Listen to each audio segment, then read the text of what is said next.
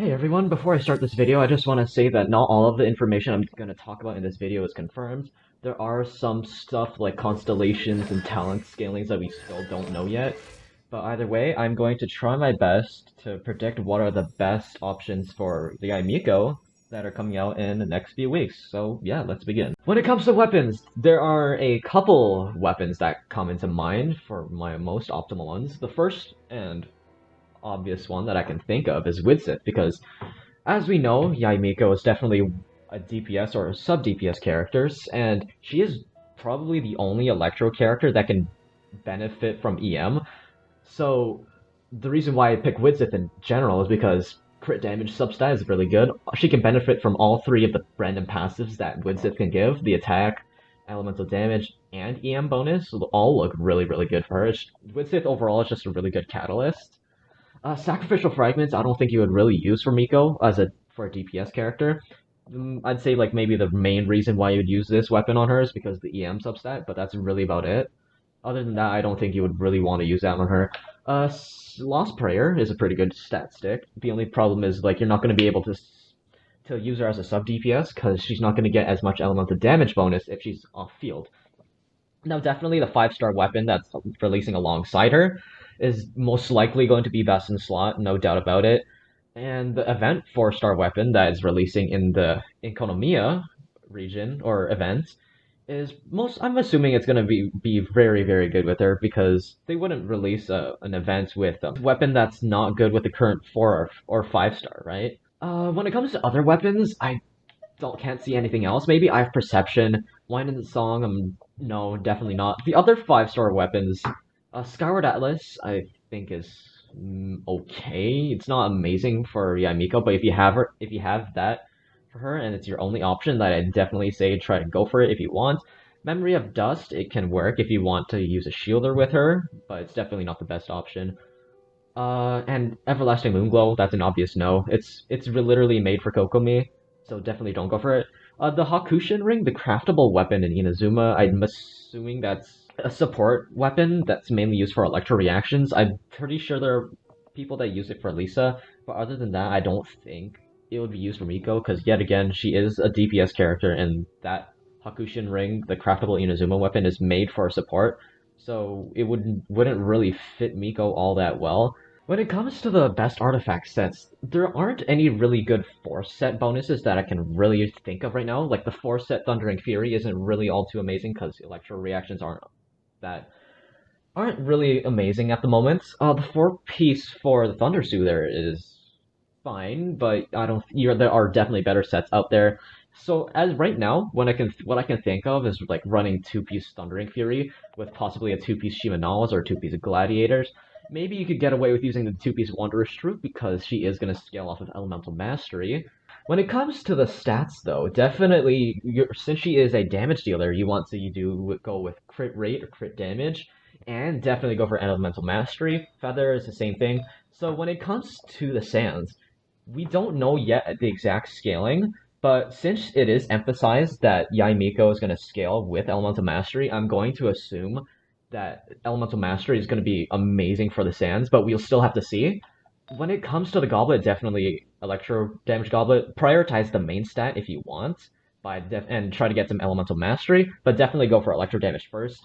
Now, when it comes to the Circlet, this is like where I get questions on the most. Do you go for crit rate or crit damage on the main stat?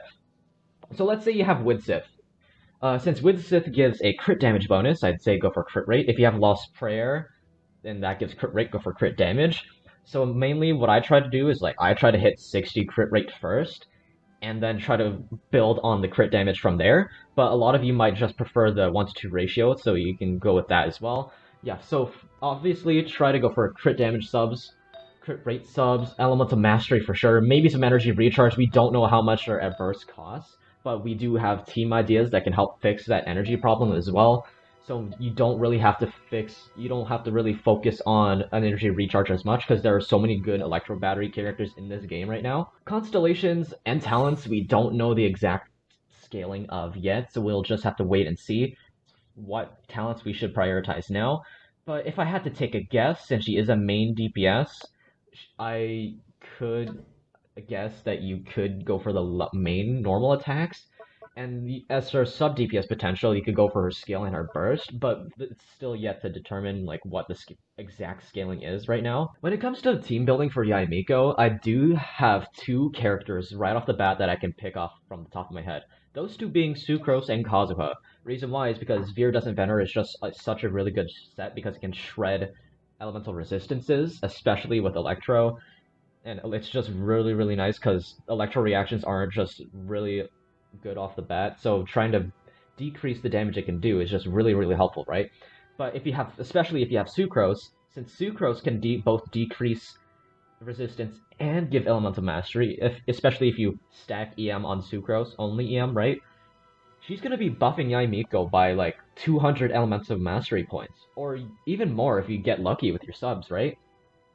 But if you don't have Sucrose and you do have Kazuha, Kazuha is probably going to be your next best bet. Yet again, we still don't know like the exact scalings of like how EM is going to boost her damage, but still, we can still predict that Sucrose is going to be work really well with her and Kazuha as well because damage bonus, right? Obviously, and the grouping up potential. As you can see, like in the trailer, that her burst does quite a bit of damage in one small area. So grouping them up is really, really going to help. I guess you could use Venti in that scenario too, but he's not going to be boosting your damage as much as those two. But we'll still have to see. When it comes to Electro Battery potential, I have two other candidates in my mind: Raiden and Fischl. Raiden overall is just like one of the best batteries in the game, and the fact that she's Electro makes it really, really amazing with Yae Miko. And the fact that these two are both friends in the lore, obviously, I would imagine that they would synergize really, really well, right? We do have Fischl as well. The fact that she can use Oz off field, and she can generate a lot of electro particles. Even if you have Favonius Warbow or not, you can also focus on her damage. But already she's gonna be really helpful when regenerating energy. So much passively off field. It's just worth giving it a try. Definitely, if you don't have Raiden, go for Fischl if you can.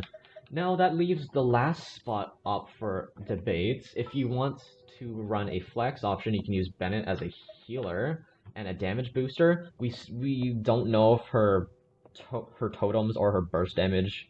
Well, I doubt her burst damage. We don't know if any of those are going to snapshot. And if you don't know what snapshotting means, it means like the damage buffs are calculated at the beginning of the burst duration or your skill.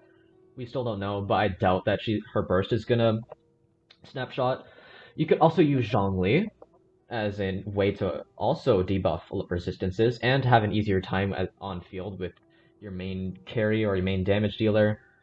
You can also use Mona with her Noblesse sets, and you could also use Thrilling Tales as well. But if you don't have Sucrose, but you do have Kazuha and Mona, you could also rock Thrilling Tales on her. Don't think that Kujo Sara is gonna work particularly well because the way she boosts damage is kind of scuffed, but I do think it's gonna be different in this case because Yae Miko is Electro. Yet again, I don't really know much on Sara, so I can't really give any much more details for that. So maybe Xingqiu as like a side damage dealer. Alright everyone, I hope that the tips I gave will be helpful in the future with the weapons, artifacts, and team compositions, and potentially talent level ups too, talent priorities. So yeah, everyone, I thank you for watching, and I'll hopefully be back with more videos and streams like this. And yeah, thanks for coming, and I'll hope you have a nice day, night, wherever you're at, and I'll see you next time.